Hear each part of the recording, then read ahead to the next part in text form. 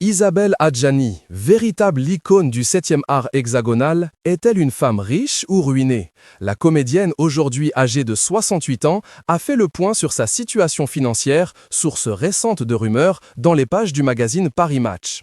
L'occasion pour l'actrice de Mascarade de dévoiler les coulisses de sa vie au Portugal. Les rumeurs, Isabelle Adjani connaît ça trop bien, elle qui a été soupçonnée d'être atteinte du sida dans les années 1980. La star est désormais accusée d'avoir fraudé l'administration fiscale en 2013, 2016 et 2017. Elle aurait caché une donation de 2 millions d'euros de la part d'une tierce personne et se serait fictivement domiciliée au Portugal, terre d'accueil de nombreuses stars ces dernières années, comme par exemple Florent Pagny ou Madonna, pour éluder une partie de son impôt sur le revenu. Dans les pages de Match, Isabelle Adjani évoque ses soucis d'argent et répond que l'on ne peut pas être ruiné quand on n'a jamais été fortuné. Et l'actrice aux 5 Césars d'ajouter « J'ai gagné plus d'argent que la moyenne, mais j'en ai donné et perdu plus que la moyenne aussi. » Une beauté hypnotique, un charme mystérieux, une aura immuable, Isabelle Adjani fascine depuis des décennies. Mais qui est vraiment la comédienne? Voici les réponses aux questions que vous vous posiez sur l'actrice qui fête ses 68 ans ce 27 juin.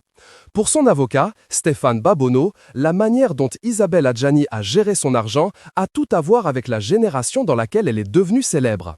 Isabelle Adjani fait partie de cette génération d'artistes qui n'est pas dans la planification financière et dans l'accumulation.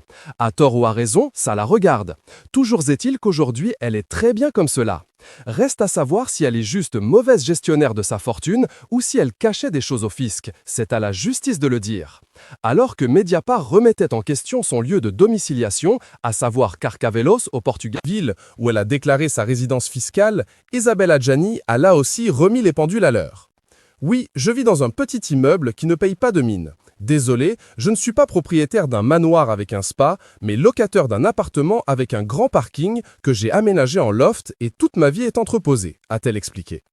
Isabelle Adjani aurait donc quitté Paris, où elle vivait dans le chic 7e arrondissement selon plusieurs médias, pour aller vivre dans cette petite ville réputée pour être un spot de surf au Portugal. Le 19 octobre prochain, Isabelle Adjani est attendue au tribunal correctionnel de Paris pour fraude fiscale et blanchissement de fraude fiscale. Elle est notamment accusée d'avoir caché un don de 2 millions d'euros en prêt. Le fisc suspecte que ce prêt amical et sans intérêt d'un ami millionnaire en 2013 ne soit une donation masquée. L'actrice se dit innocente et espère la relaxe.